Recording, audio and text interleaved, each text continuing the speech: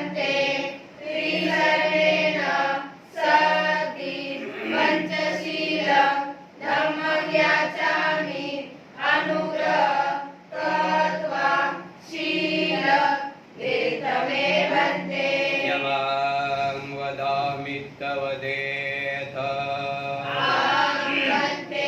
नमो तस्स भगवतो अरहतो सम्मा सम्बुद्धस्स नमो तस्स भगवतो अरहतो सम्मा सम्बुद्धस्स नमो तस्स भगवतो अरहतो सम्मा सम्बुद्धस्स नमो तस्स भगवतो अरहतो सम्मा सम्बुद्धस्स बुद्धं शरणं गच्छामि बुद्धं शरणं गच्छामि धम्मं शरणं गच्छामि धम्मं शरणं गच्छामि संघं शरणं गच्छामि संघं शरणं गच्छामि द्वितीयम्पि बुद्धं शरणं गच्छामि द्वितीयम्पि बुद्धं शरणं गच्छामि द्वितीयम्पि धम्मं शरणं गच्छामि द्वितीयम्पि धम्मं शरणं गच्छामि द्वितीयम्पि संघं शरणं गच्छामि द्वितीयम्पि संघं शरणं गच्छामि तृतीयम्पि बुद्धं शरणं गच्छामि तृतीयम्पि बुद्धं शरणं गच्छामि तृतीयम्पि धम्मं शरणं गच्छामि तृतीयम्पि धम्मं शरणं गच्छामि तृतीयम्पि संघं शरणं गच्छामि तृतीयम्पि संघं शरणं गच्छामि त्रिशरणागमनं सम्पूर्ण अहं भन्ते पंचशील पानातिपाता वेरमणि शिखापदं समादयामि पाणातिपाता वेरमणि शिखापदं समादयामि अदिन्नादाना वेरमणि शिखापदं समादयामि अदिन्नादाना वेरमणि शिखापदं समादयामि कामेषु मिच्छाचारा वेरमणि शिखापदं समादयामि कामेषु मिथ्याचारा वेरमणि शिखापदं समादयामि मुसावादा वेरमणि शिखापदं समादयामि मुसावादा वेरमणि शिखापदं समादयामि सुरामेरयमज्जपमादठाना वेरमणि शिखापदं समादयामि सुरामेरयमज्जपमादठाना वेरमणि शिखापदं समादयामि शरणेन सद्धिं पंचशीलं धम्मं साधुकं सुरक्षितं शीलं कत्वा अपमादेन सम्पादेतव्यम् अहं भन्ते साधु साधु साधु अष्टशील पानातिपाता वेरमणि शिखापदं समादयामि पाणातिपाता वेरमणि शिखापदं समादयामि अदिन्नादाना वेरमणि शिखापदं समादयामि अदिन्नादाना वेरमणि शिखापदं समादयामि अब्रह्मचर्या वेरमणि शिखापदं समादयामि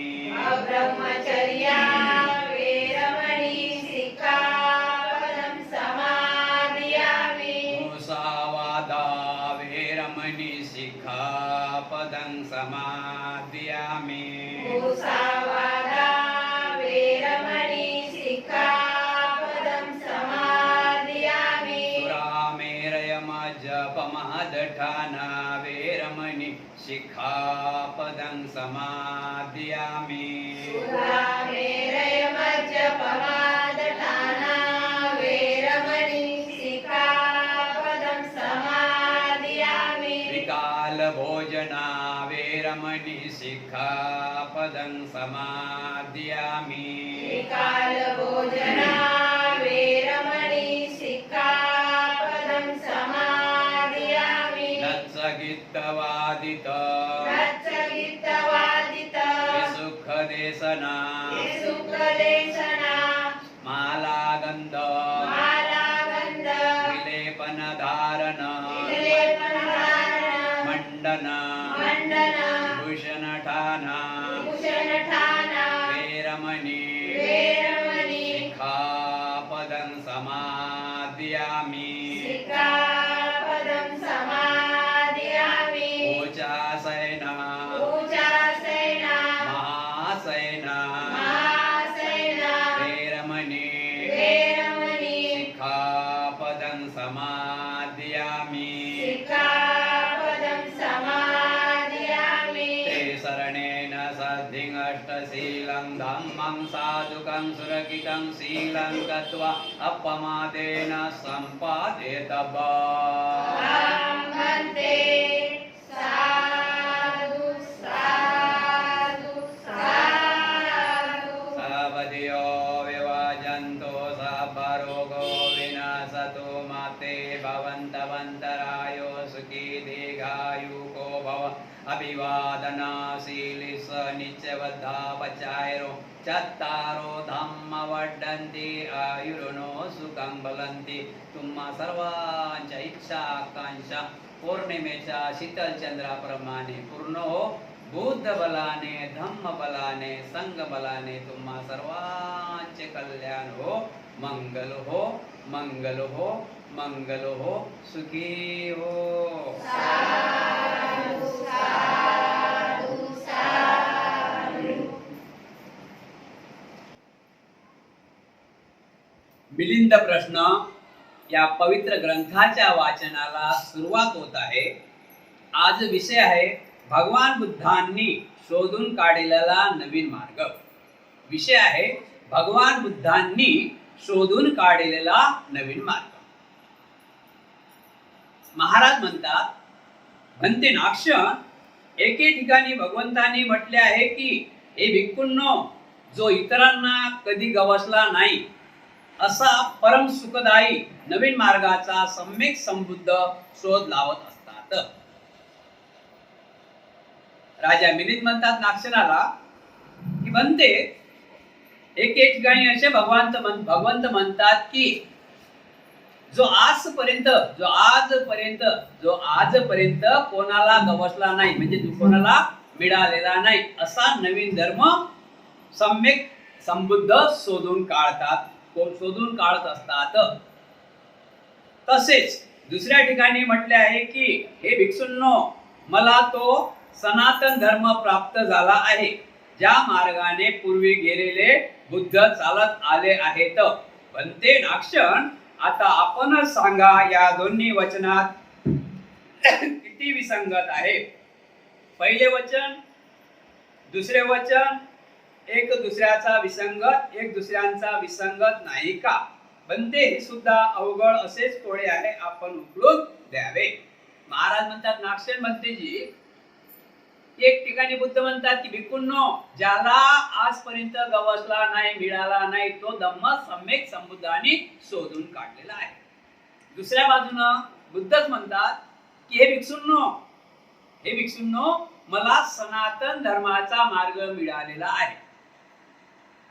आता सनातन धर्म बुद्ध धर्म खूप लांब आहे ना, सनातन धर्म बुद्ध धर्म खूप लांब आहे. तर महाराज म्हणतात की म्हणते हे असं कसं? एका बाजूने म्हणतात मला सनातन धर्म मिळालेला आहे, एका बाजूने म्हणतात की मला ज्याला आजपर्यंत काही गवसलं नाही ते नवीन ज्ञान मला धम्म मिळालेला आहे. हे कोळं माझ्या डोक्याच्या वर आहे, कृपा करून म्हणते तुम्ही समजावून सांगावं. त्यावेळेस बंदे नागशन म्हणतात, महाराज वरील दोन्ही बाजू एकदम सत्य आहेत. तथागत भगवान बुद्धांनी सांगितलेले आहे ते वरील दोन्ही बाजू एकदम सत्य आहेत, यात काही शंका नाही. महाराज पूर्वी होऊन गेलेल्या बुद्धांचे परिनिर्वाण झाल्यामुळे आणि त्यांचे शासन आता न राहिल्यामुळे बुद्ध मार्गाचा एकदम लोप होऊन गेला होता.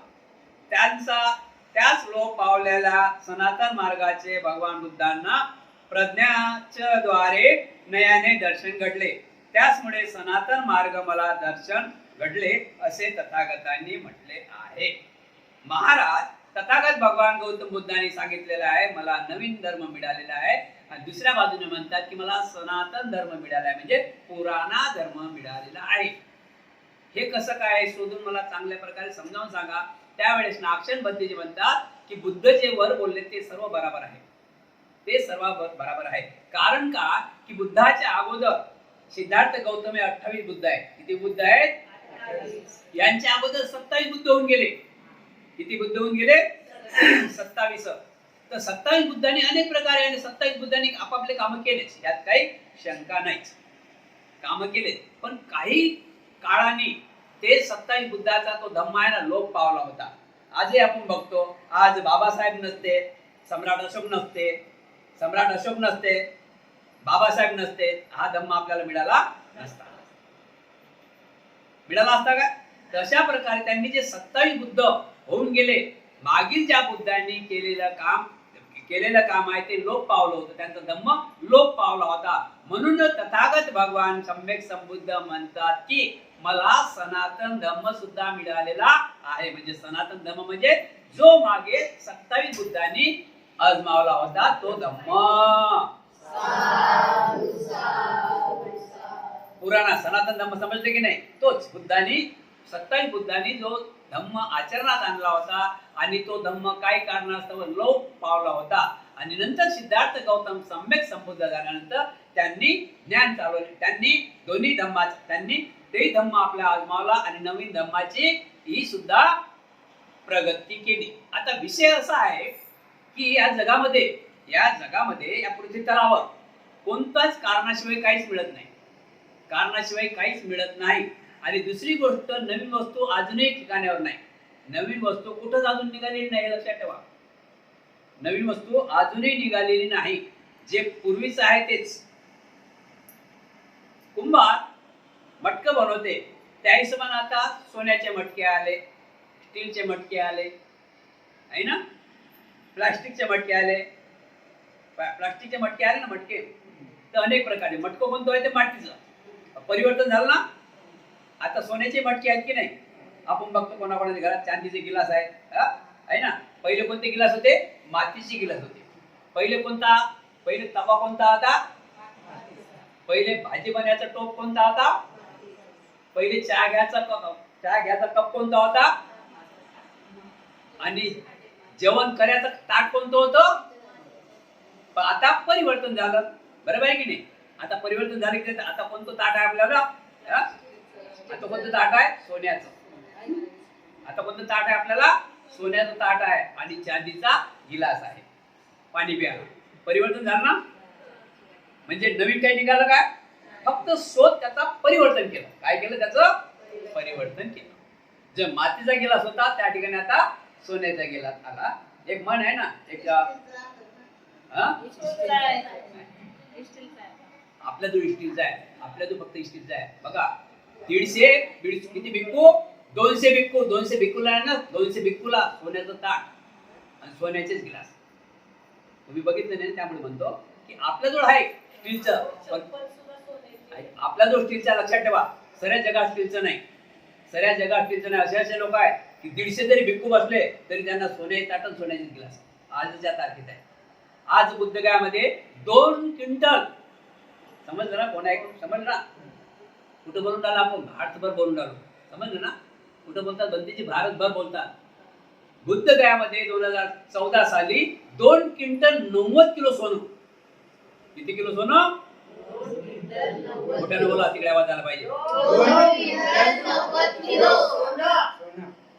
बघा सोन्याचा भाव किती आहे. एक कानातले काय नाकातले काय म्हणतात बेसर काय म्हणतात ते घ्यायला गेले तर जुने बरेच पैसे लागले. आणि दुसरी गोष्ट ज्या ठिकाणी बुद्धगयाला ज्या पिंपळ वृक्षाखाली ज्या पिंपळ बोधी वृक्ष म्हणतो आपण पिंपळ त्या वृक्षाखाली ज्ञान प्राप्त झालं त्याच्या खाली अशा लांब अशा आहेत सर्वच्या सर्व अशा हातासारख्या ते झुकल्या नाही पाहिजे त्या ठिकाणी सोन्याचे खंबे लागले. मग तुम्ही म्हणता आता स्टीलचे आपल्या जवळ स्टीलचे आहेत बरोबर आहे की नाही आपल्या स्टीलची गिलास आपल्या घरात आहे पण हर ठिकाणी स्टीलची गिलास नाही लक्षात ठेवा समजलं ना. याच्या अगोदर पण आपण विषय पाहिला 500 भिक्खू आहेत. किती भिक्खू जेवणाला 500 भिक्खू आहेत. 500 भिक्खूला सोन्याचे पात्र चांदीचे गिलास वगैरे वगैरे बरोबर आहे की नाही. अशा प्रकारे काय झालं परिवर्तन झालं. गिलास कोणता होता मातीचा मटकं कोणतं होतं मातीचा आता आलं ना सोन्याचं समजलं की भाषा. तर अशा प्रकारे परिवर्तन झालं म्हणून बुद्ध म्हणतात की मला सनातन मार्ग सुद्धा मिळालेला आहे. म्हणजे जे पुरातन होतं त्यातून मी शोध काढून सम्यक संबुद्ध म्हणजे की त्याच्यावर मात करून दुसरं काय अजून निर्माण करणे.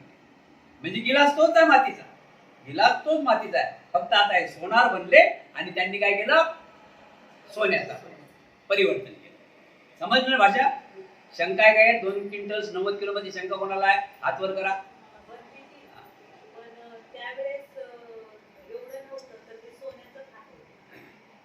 आजही आपल्यामध्ये गाणं आहे ना आपलं गाणं पण आपल्याला बघा. खातो बदाम पिस्ता भीमा तुझ्यामुळे खातो बदाम पिस्ता भीमा तुझ्यामुळे आहे ना. सोन्याचा ताट चांदीचा गिलास आपल्याला अशा प्रकारे समजलं ना. तर अशा प्रकारे परिवर्तन झालेलं आहे. सनातन म्हटलं की आपल्याला ते हिंदू लोकांचं येते पण सनातन म्हणजे पुराण्या गोष्टीचा शोध आणि नवीन भर. एक मन आहे बाटली तेच आहे पण दारू तेच आहे. दारू माहिती आहे दारू तेच आहे. दारू पुराणीच आहे पण बाटली नवीन आहे. दारू पुराणीच आहे बाटली नवीन आहे ना.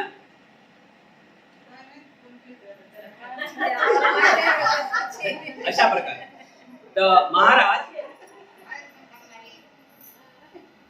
मला सनातनी धर्माचाही मार्ग दर्शन झालेलं आहे. बुद्ध म्हणतात की मला सनातन धर्माचे दर्शन झालेलं आहे. त्यावर महाराज नागशेर म्हणतात की महाराज पूर्वी होऊन गेलेले बुद्ध परिनिर्वाण झाल्यामुळे त्यांचा शासनाचा नायनाट झाल्यामुळे तो लोप पावला होता आणि एकदम अपष्ट झाला होता. लोकांना त्याचा विसर पडला होता नाहीसा झाला होता. तोच मार्ग पुन्हा नवीन रूपात तथागतांनी शोधून काढला. म्हणूनच त्यांनी म्हटले आहे की हे भिक्षूंनो जो इतरांना कधीही प्राप्त झाला नाही मार्ग तथागतांनी शोधून काढलेला आहे. समजले ना. म्हणजे बुद्धाने काय शोधून काढलेला मार्ग आहे. एवढा मोठा भगवान बुद्धांचा महान धम्म जगभर आहे जगाच्या बाहेर आहे. भारतभर तर आहेच आहे पण भारताच्या अनेक राष्ट्रांमध्ये हा धम्म आहे. बुद्धाचा धम्म बौद्ध धम्म हा अनेक राष्ट्रांमध्ये आहे. का आहे विषय जो धम्म नाहीसा झाला होता तो धम्म प्रकाशित केला. आता बाहेर राष्ट्रामध्ये धम्म बुद्ध बाहेर राष्ट्रामध्ये गेले नाही पण अशोक सम्राटांची मुलगी संघमित्रा आणि मुलगा महेंद्र हे बुद्ध गयाला पहिला सुरुवात श्रीलंकाला गेले आणि त्या ठिकाणी बोधी वृक्ष पेरलं आणि त्या ठिकाणी प्रचार आणि प्रसार झाला. तर ते गेले नसते प्रचार प्रसार झाला असता का. म्हणून जो लोप पावलेला बाबासाहेबांनी तेच केलं आपल्याला भारतामध्ये. बाबासाहेबांनी तेच केलं. हा भगवान बुद्धाचा धम्म लोप पावला होता. बाबासाहेब आंबेडकरांनी 14 ऑक्टोबर 1956 साली नागपूर मुक्कामी नाग नदीच्या काठी आपल्या सर्वांना बौद्ध धम्माची दीक्षा दिली. म्हणून आज आपण कोण्या हिशोबाने बौद्ध आहोत. नाही तर आपल्याला कुठं सन्मान नव्हता. आज बौद्ध म्हणजे खूप उंच आहोत काही साधे नाही. आपण बौद्ध मध्ये लाजू पण नका. बौद्ध म्हणजे बुद्धिमानाचा शिष्य बौद्ध. आता एवढा मोठा बौद्ध बाबासाहेब आंबेडकरांनी कसा बदल दिला आपल्याला. तर बाबासाहेब आंबेडकरांनी असा धम्म दिला नाही. बाबासाहेब आंबेडकरांनी असंच नाही म्हटलं की कोण काही दिलं चॉकलेट दाखवलं की चाललं तुमच्या धम्मा द्या की आमच्या धम्मा द्या. बाबासाहेब आंबेडकरांनी 1935 ते 1956 या 21 वर्षामध्ये 1935 म्हणजे एवढा मुक्कामी त्याला मुक्तिभूमी म्हणतात एवढा मुक्कामी घोषणा केली की मी हिंदू धर्मात जन्मलो पण हिंदू धर्मात मरणार नाही. काय बोलले बाबासाहेब. आणि तिथून त्यांनी पूर्वी अभ्यास होते तिथून अजून त्यांनी अभ्यासाची जोत लावली आणि 1935 ते 1956 टोटल 21 वर्ष असा कोणत्याच जातीच्या धर्माचा ग्रंथ त्यांनी शिल्लक ठेवला नाही. सर्व चाळून काढला म्हणजे सर्व वाचन केलं आणि त्यातून हा बौद्ध धम्म निवडला आणि स्वतःही त्यांनी दीक्षा घेतली आणि आपल्याला दीक्षित केलं. समजलं ना बुद्धांचं.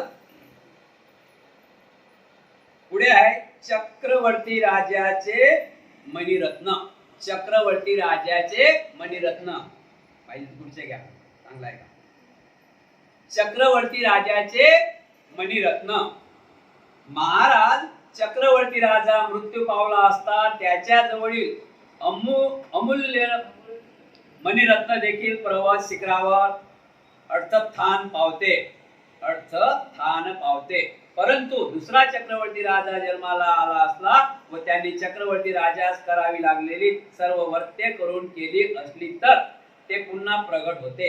महाराज अशा वेळी आपण असे म्हणाल की त्यांनी ते मणिरत्न निर्माण केले नाही बनते. ते मणिरत्न तर पूर्वीच अस्तित्वात होते एवढेच की त्यांनी पुन्हा आपल्या सद्गुणाने प्रगट केले. महाराज अजून लक्षात ठेवा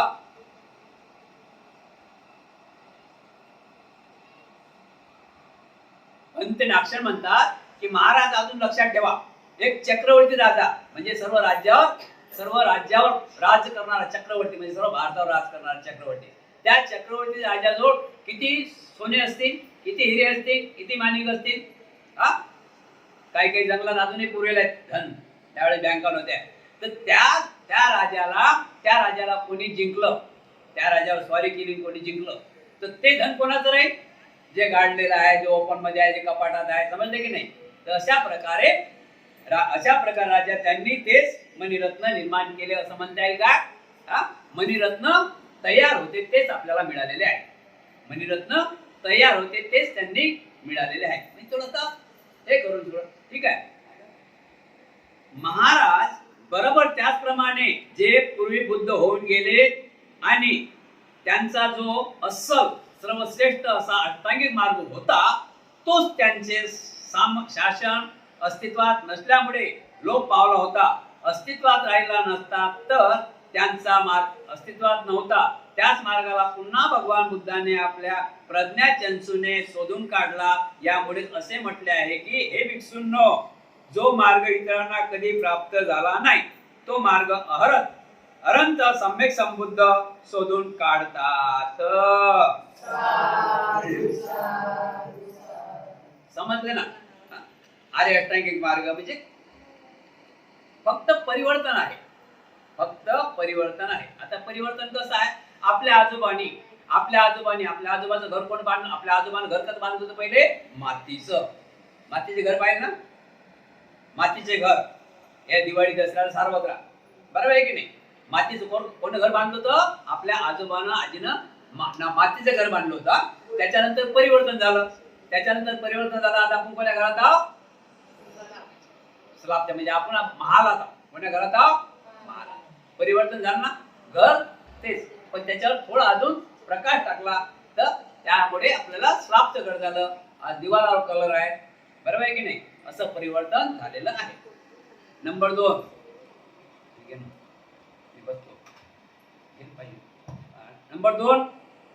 नंबर दुसरा आईने मुलाला जन्म देणे. नागसेन म्हणतात महाराज आईच्या उदरात मूल आधीच समावले असते. विषय आहे आईने मुलाला जन्म देणे. महाराज आईच्या उदरात मूल आधीच समावले असते, परंतु ते उदरातून बाहेर येताच लोक असे म्हणतात की आईने त्या मुलाला जन्म दिला. महाराज त्याचप्रमाणे पूर्वीचाच मार्ग, पण तो शासन अस्तित्वात नसल्यामुळे लोप पावला होता, अस्तित्वात राहिला नव्हता. त्याला पुन्हा भगवान बुद्धांनी आपल्या प्रज्ञाचक्षुने शोधून काढला. महाराज आता दुसरे उदाहरण अजून ऐका. आईच्या उदयात बाळ, बाळ जन्म घेते. बाळ तर पहिले आईच्या उदयात आहेच की नाही, आहे ना.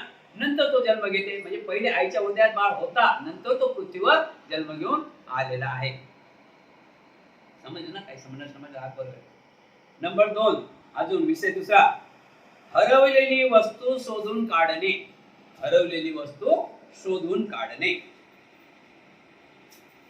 बनते नाक्षर म्हणतात, महाराज एखादी वस्तू हरवलेली असेल आणि ती एखाद्या माणसाने शोधून काढली असेल तर लोक म्हणतात की अमक्या माणसाने ही वस्तू शोधून काढली. महाराज याचप्रमाणे पूर्वीचाच मार्ग, पण तो शासन अस्तित्वात न राहिल्यामुळे लुप्त झाला होता. त्या मार्गाला भगवान बुद्धाने आपल्या अलौकिक प्रज्ञा चक्षुद्वारे, म्हणजे बुद्धी आणि विचाराद्वारे, नजरेद्वारे शोधून काढला. हे महाराज आणखी दुसरे उदाहरण ऐका. एखादी वस्तू हरपली, एखादी आपली वस्तू हरपली आणि कोण काय शोधून दिली तर आपण काय म्हणतो, बहुत बढिया, या व्यक्तीनं वस्तू शोधून दिलेली आहे. त्याचं नाव आपण काढतो की नाही. तर ती गेलेली वस्तू वापस आणली म्हणजे त्याचं नाव आहे की नाही. शोधून काढणे हे पण त्याचं नाव आहे, अशा प्रकारे सांगितलं आहे. तिसरं उदाहरण आहे, जंगल कापून जमीन तयार करणे. जंगल कापून जमीन तयार करणे. महाराज जर एखाद्या माणसाने जंगल तोडून जमीन साफ करून वहिवाटीत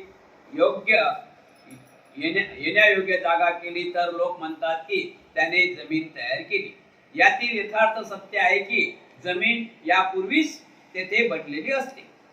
केवळ तो मनुष्य ती वहिवाट आणणारा असतो. महाराज याचप्रमाणे पूर्वी आलेला मार्ग, पण शासन अस्तित्वात नसल्या कारणाने लुप्त पावल्याने तो पुन्हा भगवान बुद्धाने आपल्या दिव्य प्रज्ञाचक्षुद्वारे शोधून काढला. म्हणूनच भगवान बुद्धांनी सांगितले आहे की हे भिक्षूंनो, इतरांना जो मार्ग प्राप्त झाला नाही तो सर्वश्रेष्ठ मार्ग अनंत सम्यक संबुद्ध शोधून काढतात.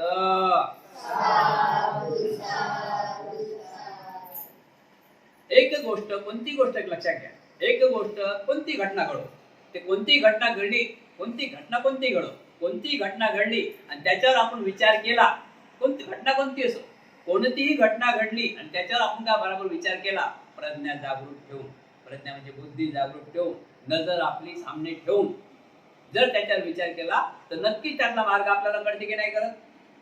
अर्धी गोष्ट ऐकली तर त्याच्यावर न्याय भेटेल का कुठं. तर कोणत्याही गोष्टीचा पूर्ण सार आपण ऐकला, त्याच्यावर मार्ग आपण काढू शकतो. म्हणून मार्ग हे अनेक आहेत. मार्ग हे अनेक आहेत. दुःख एक आहे, दुःख हे एक आहे, पण दवा किती आहे. माणसापर्यंत दवा आहे. दुःख एक आहे. उदाहरण थंडीताप झाली कोणाला, थंडीताप हे दुःख एकच आहे, पण दवा कोणी म्हणते निंबाचा पाला घ्या, कोणी म्हणते हे काळा घ्या, कोणी म्हणते ते काळा घ्या, कोणी म्हणते पट्ट्या लावा, कोणी म्हणजे जसा म्हणजे विचार, म्हणजे आपण आपण काय करतो, आपण त्याचा शोध लावत आहोत. काय करतो आपण, त्याचा शोध लावत आहोत. यानं बरोबर होईल काय, त्यानं बरोबर होईल काय, त्यानं बरोबर होईल का, अशा प्रकारे. तर याच्यावर उदाहरण दिलेलं आहे की एका जमीन कापून तयार करणे. शेतकरी बघा गावाकडे झाड झुड असलं तरी जमीन काढतात, मोठे मोठे झाड तोडतात, जमीन काढतात, ते नांगरतात, वखरतात आणि पेरतात. तर ते पिकाऊ करतात त्यांच्या हितासाठी. जमीन तेच आहे, जमीन तेच आहे, पण ते पिकाऊ का करतात, त्याला ते कष्ट करतात. काय करतात, कष्ट करतात. ते झाड तोडतात, त्याला वखर लावतात, नांगर लावतात, हे काय करतात, काय नाही कर, म्हणजे बी पेरतात, त्याच्यानंतर त्याचं रखवाली करतात, त्यावेळेस पीक घेतात. पण जमीन तेच आहे ना. फक्त काय की ते शोधून काढणे हा महत्वाचा मुद्दा आहे, की तिथं पीक येईल की नाही हे शोधून काढणे असा महत्वाचा मुद्दा दाखवलेला आहे.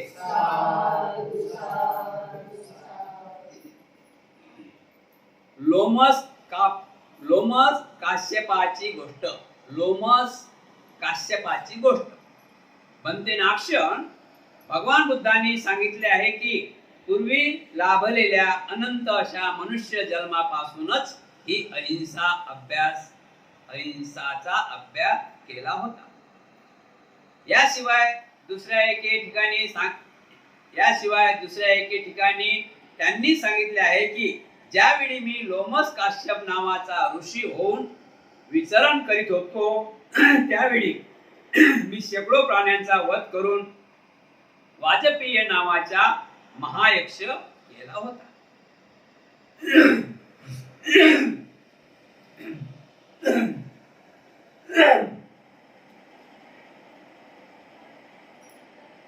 महाराज म्हणतात, महाराज म्हणजे काही कमी हुशार होते बरं.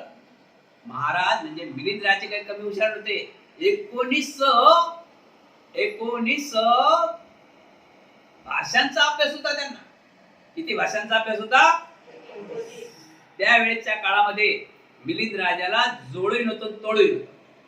19 भाषांचा अभ्यास होता. किती भाषांचा? 19. म्हणजे सर्वात श्रेष्ठ ते गुणवान होते, साधे नव्हते. त्यांच्या समोर अशा छोट्या मोठ्या का महान विद्वान व्यक्तीची सुद्धा हिंमत होत नव्हती की मिलिंद राजा समोर जाऊन प्रश्नाचं उत्तर द्यावं, प्रश्न विचारावा. एवढे महान होते मिलिंद राजे. साधे होते काय? 21 भाषाचा अभ्यास. आणि राजे किती मोठं ज्ञान होतं. तर ते म्हणतात, बनते नाक्षण भगवान बुद्धांनी सांगितले आहे की पूर्वी लाभलेल्या अनंत अशा मनुष्य जन्मापासूनच मी अहिंसेचा अभ्यास केला होता. याशिवाय दुसऱ्या एके ठिकाणी त्यांनी सांगितले आहे की ज्यावेळी मी लोमस काश्यप नावाचा ऋषी होऊन विचरण करीत होतो त्यावेळी मी शेकडो प्राण्यांचा वध करून वाजपेयी नावाचा महायज्ञ केला होता. बुद्ध म्हणतात की मी ज्या वेळेस गुरुस्थी जीवनामध्ये होतो त्यावेळेस पूर्वीच्या जन्माची काळजी दाखवली. मी गुरुस्थी जीवनामध्ये होतो त्यावेळेस सुद्धा मी अहिंसेचा अभ्यास केला होता. अहिंसा म्हणजे कोणाची हत्या न, हिंसा म्हणजे हत्या करणे, अहिंसा म्हणजे कोणाचाही हत्या न करणे, त्याला अहिंसा म्हटल्या गेलेला आहे. हिंसा म्हणजे हत्या करणे. तर भगवान बुद्ध म्हणतात, मी पूर्वी ज्यावेळेस मनुष्य होतो त्यावेळेस मी पूर्वीच अहिंसेचा अभ्यास केला होता. पण ज्यावेळी मी लोमस काश्यप नावाचा ऋषी मुनी होतो,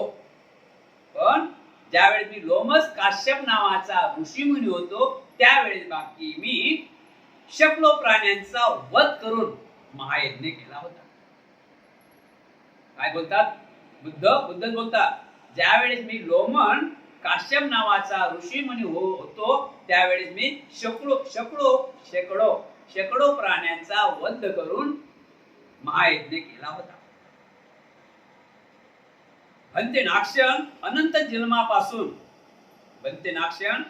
जन्मापासून अहिंसेचे पालन करण्याची गोष्ट खरी मानावी तर लोमस ऋषीच्या जन्मातील यज्ञात शेकडो प्राण्यांचा वधाची गोष्ट खोटी ठरते आणि यथार्थी यातील प्राणी खरा मानावा तर अहिंसेबद्दल सांगितलेले वचन खोटे ठरते. हे सुद्धा एक भयंकर कोडे आहे, तेव्हा तुम्ही कृपा करून आपण उकळून द्यावे.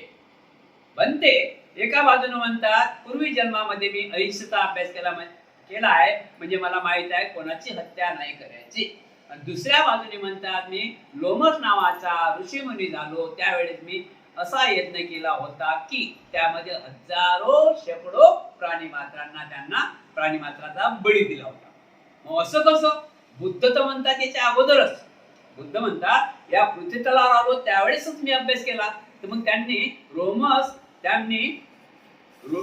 लोमस काश्यप नावाचे ऋषी बनले तर त्यांनी हत्या कशी केली बरं? त्यांना तर पहिल्यापासून माहिती होतं अहिंसा पाहिजे, मग त्यांनी हिंसा कधी केली?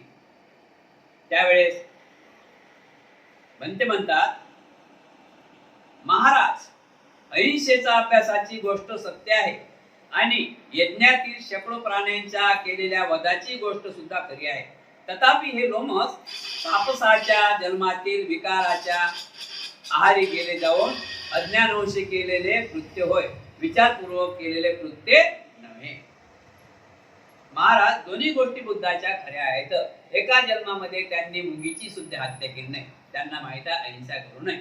दुसऱ्या जन्मामध्ये ऋषी मुनी लोमस नावाचे ऋषी मुनी लोमस काश्यप नावाचे ऋषी मुनी झाले तरी सुद्धा त्यांनी हत्या केली. शेकडो हत्या केली. तर याचं कारण काय, मला चांगल्या प्रकारे हे उकळून दाखवावं. तर त्यावेळेस म्हणतात की जे वरील दाखवलेले आहेत दोन्ही गोष्टी खरी आहेत. एका बाजून दाखवलं बुद्धांनी की अहिंसा आहे नाकारली, मी पहिली त्याचा अभ्यास केला आहे. अभ्यास केला म्हणजे ते कशी काय हत्या करतील? अभ्यास केलाय त्यांनी, ते हत्या करू शकत नाही. दुसऱ्या बाजूने म्हणतात मी लोमस नावाचा ऋषी मुनी होतो त्यावेळेस यज्ञामध्ये पहिले काय करत, यज्ञामध्ये प्राणी मात्राची हत्या करत. अजूनही त्याला काय म्हणतात, कुर्बानी म्हणतात ना, काही कुर्बानी म्हणतात. अजून दुसरं गोष्ट आहे त्याला कंदुरी अजूनही तसेच चालू आहे. अजूनही या देवी देवतेजवळ कोंबड्या वगैरे कापणे चालू आहे, देवी बडी देणे चालू आहे, बरोबर की नाही? तर का असं झालं, तर त्यावेळेस नागसेन भंतीजी म्हणतात की महाराज बुद्ध म्हणतात की त्यावेळेसची गोष्ट अलग होती आणि मी आता ज्यावेळेस मी ऋषी होतो त्यावेळेस माझा जन्म तापसाच्या जन्मातील विकारा, मी तापसाच्या कुळामध्ये जन्माला आलो होतो. तापस म्हणजे कोण? तापसाचा कुळ. तापसाच्या कुळामध्ये जन्मातील विकाराच्या आहारी जाऊन अज्ञानवश केले कृत्य होय, विचारपूर्वक केलेले नाही. मी तापसाच्या कुळात जन्माला आलो होतो म्हणून मी ती हत्या केली आहे. समजलं ना? तापस बनते नाक्षण. तापस म्हणजे एक हेच म्हणा ना, मांसाहारी माणूस. तापस मांसाहारी माणूस तसं करते ना, ब्राह्मण तसं करू शकत म्हणजे ब्राह्मणांमध्ये पण गडबड आहे. मांसाहारी माणूस तसं करू शकत नाही ना. ज्याला करुणा आहे, त्याला मैत्री आहे, करुणा मैत्री दया, तो कसा काय करी. पण त्यावेळेस बुद्ध कोणाच्या औंढ्यात होते? बुद्ध तापसाच्या कुळामध्ये जन्म घेतला होता. बघा किती, बघा आपण बघूया. मुस्लिम बांधव, तुमच्या माहितीसाठी मुस्लिम बांधवामध्ये असं वाटते का तुम्हाला की मांसाहारी नाहीत म्हणून त्यातले? म्हणजे 95% त्यांचं मांस खाणे गरजेचं आहे.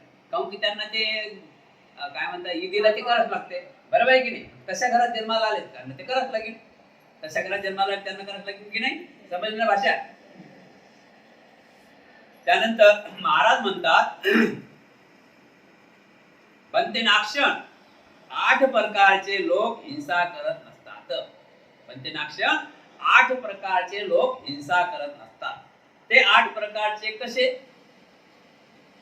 8 प्रकारचे लोक हिंसा करत असतात. हिंसा म्हणजे हत्या. बनते नाक्षण 8 प्रकारचे लोक हिंसा करत असतात. किती प्रकारचे लोक हिंसा करतात म्हणजे हत्या किती प्रकार करतात? लोक हत्या करणारे 8 प्रकारचे लोक असतात, हे महाराज सांगतात. ते 8 प्रकारचे लोक कोण आपल्याला बघायचं आहे. पहिला प्रकारचा माणूस रागीट मनुष्य, रागाने बेभान झाल्यामुळे हत्या करते. ज्ञानीमुळे हत्या करते काय? मन सापडते त्यात हत्या करते काय? त्यागी माणूस हत्या करते काय? रागीट मनुष्य रागाने बेभान झाल्यामुळे हत्या करते. हत्या कोण करते? रागीट माणूस बेभान झाल्यामुळे हत्या करते. राग किती मिनिटाचा असते? 5 मिनिटाचा. 5 मिनिटात काही होऊ शकते. तेच जर थांबवलं तेच जर आपण डोक्याने काम केलं तर राग निघून जाते ना. राग निघून गेल्यावर कैक म्हणजे राग निघून गेल्यावर मला तसं वाटतं की 5 वर्ष टेन्शनच नाही. किती वर्ष? 5 मिनिटात फक्त आपण शांत राहायला 5 वर्ष गेले. आणि त्याच रागावर आपणही रागावत, तोही समोर रागावून आपण रागाव, समोरचाही रागीट आहे आणि आपणही रागात आलो तर तिथं नुकसान झाल्याशिवाय. बरं, नुकसान एकाच होते की दोघांचं होते? दोघांचं होते, बरोबर आहे की? दोघांचं कसं होते? चला, रागीट मनुष्य रागाने बेभान झाल्यामुळे हत्या करते. आता केली हत्या, आपण बघतो हत्या केली तर त्याला 302 आहे की नाही? म्हणजे हा सुकान राहते काय? मग त्याच्यापेक्षा राग धरणं पुरला की धरा शांती पुरली? हा? शांती पुरली की राग पुरला? मग त्याच्यावर विचार करा. बघा, प्रत्येक गोष्टीवर दवा आहे. बुद्ध म्हणतात प्रत्येक गोष्टीला कारण आहे. 4 आर्य मी सांगितलेलं आहे, प्रत्येक गोष्टीला कारण आहे आणि ते कारण आपण शोधलं की आपलं सर्वच काम बरोबर झालं. आपण काय कारणच शोधलं. कशामुळे मागं आपण कारण शोधलं म्हणजे आपल्याला माहित आहे काय झालं, काय दुखते, काय नाही दुखते. तर काय झालं, काय नाही, काय दुखते, तर आपण त्याला दवाखान्यात देऊ शकतो ना, त्याला पण वैद्याकडे देऊ शकतो ना, म्हणजे उपाय आहे ना. पण आपण काय रागामध्ये काय होते की स्वतःचाही नाश होते आणि दुसऱ्याचा नाश होते. म्हणजे हत्या कोण करते? रागीट माणूस. नंबर 1 म्हणा, रागीट माणूस. बरोबर आहे की नाही? कोण हत्या करते? आता 8 पाहायचं आपल्याला. हा 1 नंबर झाला. नंबर 2 दोषी मनुष्य आपल्या मत्सरी स्वभावामुळे हत्या करू शकतो. देश. बरोबर आहे की नाही? म्हणजे त्याला मी बघून घेतो, त्याला मी दाखवतो, तो हत्या करू शकते. काही घेणं नसते, पण तो दाखवते, हत्या करू शकते. नंबर 3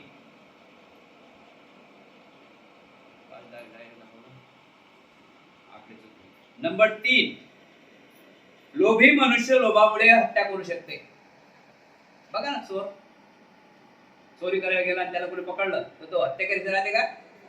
त्यामुळे काय, लोभी मनुष्य हत्या करू शकते. लोभी मनुष्य रस्त्याने चाला, रस्त्याने बघा कोणाचं काय उचललं त्याला का पकडलं तर तो हत्या करते की नाही? चोर हत्या करते की नाही? तो लोभी मनुष्य हत्या करू शकते. नंबर 4 निर्धन मनुष्य आपली उपजीविका चालवण्यासाठी हत्या करू शकते. निर्धन मनुष्य म्हणजे तो कामातून गेला, त्यानं कोणी कामाला नेत नाही, कोणी काय करत नाही, उद्धट मनुष्य, त्याला कोण कामावर लाईल? मग कशासाठी तो हत्या करू शकते? पोट भरण्यासाठी तो हत्या करू शकते. निर्धन मनुष्य म्हणजे त्याला तो काही कामाचं नाही, कोणाचं ऐकत नाही, काही नाही. त्याला आपण टपोरी म्हटलं गेलं. काय म्हणतात आपल्या सध्याच्या भाषेमध्ये?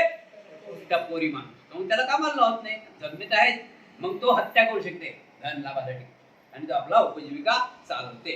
उपजीविका चालवण्यासाठी तो हत्या सुद्धा करू शकते. नंबर 5 मूर्ख मनुष्य केवळ कर्मणुकी म्हणून हत्या करू शकते. मूर्ख मनुष्य एखाद्याला म्हणतो पागल झाला, तो जास्त पागल होतो, पागल नसतेच. मनुष्य पागल नाही. मनुष्य कसा पागल होईल? मनुष्य हा पागल नाही, त्याला पागल करण्यात येते. म्हणून लक्षात ठेवा, मनुष्य हा पागल मनुष्य कशाला म्हणतात? पागल मनुष्य अंगावर कपडे ठेवत नाही. ठेवीन काय? पागल मनुष्य अंगाने स्वच्छ राहत नाही. राहते का? त्याला पागल म्हणजे तू गेलेली की त्याला काही समजत नाही ना, हे समजत नाही, ते समजत. बरोबर की अशा प्रकारे तर मूर्ख मनुष्य तो सगळ्या गोष्टीने परिपूर्ण आहे, पण त्याला आपण काय म्हणतात? त्याला मूर्ख मनुष्य केवळ कर्मणुकी म्हणून हत्या करू शकते. म्हणजे आपण एखाद्या माणसाला पागल म्हणा, लक्षात ठेवा शब्द. तो अजून पागल होते, तो जे नाही ते काम करते, त्याला माहिती आपण पागल आणि काय झालं इथं पागलचं सर्टिफिकेट आहे, तो चांगला आहे बरं, लक्षात ठेवा. पण तो पागल का होते की समोरचे त्याला पागल समजतात, म्हणतो जास्तच पागल. आणि दवा आहे बरं, दवा प्रत्येक गोष्टीवर दवा आहे, लक्षात ठेवा. फक्त ऐकून त्या व्यक्तीचा त्यापर्यंत पोहोचवा. दवा आहे, प्रत्येक गोष्टीला दवा आहे, लक्षात ठेवा. असं म्हणूच नका. बुद्धांनी सांगितलेलं आहे कारण आहे तर दवा. कारण कोणते असो, दवा त्याला आहे, बाकी 100%. समजलं ना? मूर्ख मनुष्य हत्या करू शकते. म्हणा ना मूर्ख मनुष्याला एखादा आपण पागल म्हणा आणि त्याला म्हणा हे 5 रुपये त्याला मार, तो राजाला मारायला जाते, 2 थापला मारून येते. तो चांगला आहे, लक्षात ठेवा. पण तो कशामुळे त्याला आपण जर मूर्ख म्हटलं तर त्याच्यापेक्षा मूर्ख बनते. समजलं ना? नंबर 7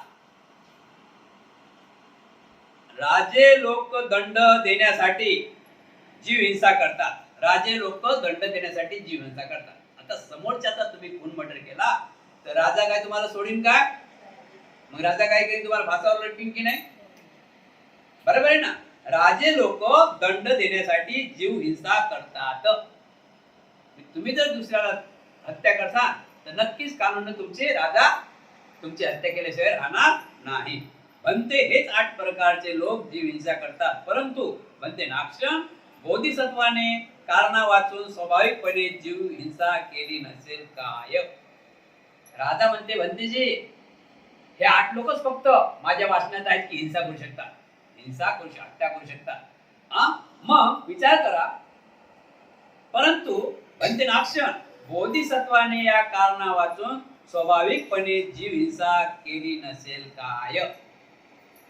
म्हणजे बुद्ध बोधिसत्व झाल्यावर सुद्धा त्यांनी जीव हिंसा केली नसेल काय, हे मला सांगा. नाही महाराज, बोधिसत्वाने स्वाभाविकपणे जीव हिंसा केली नव्हती. बोधिसत्वाने सामायिकपणे नाही महाराज, बोधिसत्वाने जीव हिंसा केली नाही, ते करणार नाही. बोधिसत्वाचा अर्थ खूप मोठा आहे. तर महाराज, बोधिसत्वाने स्वाभाविकपणे जीव हिंसा केली नव्हती. महाराज, जर बोधिसत्वाने स्वाभाविकपणे महायज्ञ करून जीव हिंसा केली असती तर असे कदापि म्हटले नसते की हे 6 तू निश्चितच समजून घे की हे 6 तू निश्चितच समजून घे की चारही बाजूंनी सागरापर्यंत विस्तार पावलेल्या ज्या पृथ्वीला सागराचे रक्षण मिळालेले आहे त्या संपूर्ण पवित्र संपूर्ण पृथ्वीवर निंदेचा विषय व्हावा हे मला मुळीच मान्य होत नाही. बनते, मला असं वाटते की बुद्ध ज्यावेळेस बोधिसत्व होते तर मला असं वाटतं की त्यांनी नक्कीच काय हत्या केली असेल. त्यावेळेस नागसेन म्हणतात की महाराज नाही, ते हत्या करू शकत नाही, कारण की बोधिसत्व व्हायला किती 7 बोधांगे पार करावं लागतात. किती बोधांगे पार करावं लागतात? 7 बोधांगे. साधी गोष्ट आहे का? 7 बोधांगे पार करावं लागतात, त्या त्यांचं मन जागेवर राहते. तर ते हत्या करू शकतात. आपण पंचशील घेतो तर आपली हिंमत होते काय? आपली हिंमत होते हत्या करायला? अशा प्रकारे महाराज, त्यांनी जर असे म्हटले असेल तर बोधिसत्वच काश्यप चंद्रावती नावाच्या राजकुमारीला पाहून तिचा प्रेमात पडून मनाचा तोल सांभाळून न शकल्यामुळे ते स्वतःला विसरून गेले. तिच्याशिवाय मनात असलेल्या उत्कृष्टेमुळे आणि विरहामुळे त्यांच्यावर वेळा होण्याची पाळी आली आणि एखाद्या भटकलेल्या किंवा विसरलेल्या माणसाप्रमाणे त्यांनी घाईघाईने यज्ञ केला. या यज्ञात अनेक पशूंचा बळी देण्यात आला होता. पशूचा माना कापल्यामुळे रक्ताचा जणू काही ओहाळ वाहू लागला होता. महाराज, ज्यांचा मेंदू स्थिर आणि संतुलन नाही असा वेळा माणूस कधी कधी जळत असलेल्या अग्नी सुद्धा हातात पकडतो, चिडलेला साप सुद्धा पकडतो, मंदोन्नत हत्तीच्या सुद्धा पुढे जातो, अथांग समुद्रात सुद्धा उडी टाकतो, विहिरीतही उडी घालतो, काटेरी जागेतही जातो, पहाडाच्या उंच कड्यावरून देखील उडी टाकतो, घाण खातो, रस्त्याने नग्न अवस्थेत फिरतो, याशिवाय असाच अनेक लीला करतो. महाराज, याचप्रमाणे बोधिसत्व काश्यपांचे इंद्रावती नामक राजकुमारीला पाहून तिच्यावर प्रेम जडले आणि मनाचा तोल न सांभाळता आल्यामुळे ते स्वतःलाच विसरून गेले. तिच्याविषयी मनात असलेल्या उत्कृष्टेमुळे व विरहामुळे त्यावेळी त्यांच्यावर वेळा होण्याची पाळी आली आणि एखाद्या भटकलेल्या किंवा विसरलेल्या माणसाप्रमाणे त्यांनी घाईघाईने अविचाराने हा यज्ञ केला. आता एक बाजू बोधिसत्वांनी पूर्वीच अहिंसेला स्वीकारलेला आहे. अहिंसा करायची नाही, म्हणजे हत्या करायची नाही, अहिंसेला स्वीकारलेला आहे. आणि दुसऱ्या बाजूने बोधिसत्व हे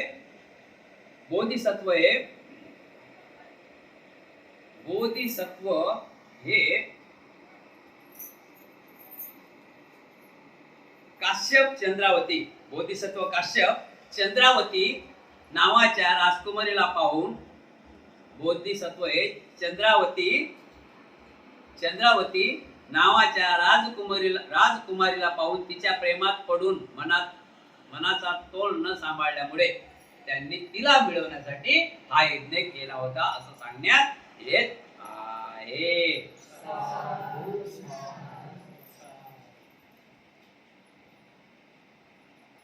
महाराज, राजदंड विज्ञानानुसार वेडेपणा माणसाचे अपराध तेवढे दंडनीय मानले जात नाही.